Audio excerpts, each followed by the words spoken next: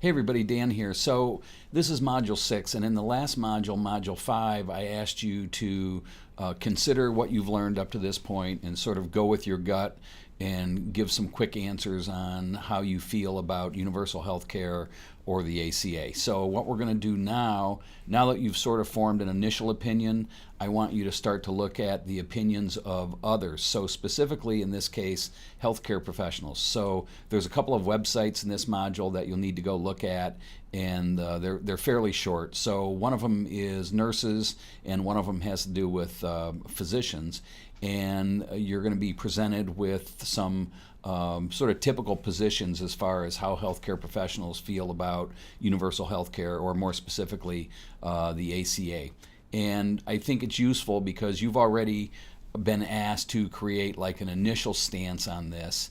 And now that you see what the opinion is from people out in the field, maybe you can reconsider your position, or maybe you can strengthen your position.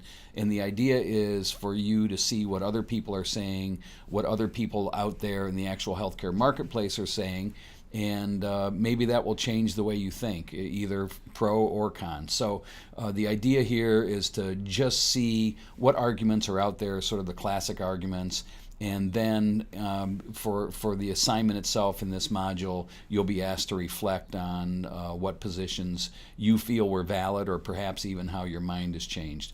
And the reason for this is because in the next module, Module 7, which is going to be Module 7 and Module 8 will be your final projects, where you're going to be asked to persuade us on your position, or at least take a firm position on how you feel about universal health care or even the ACA, and I'm using those interchangeably.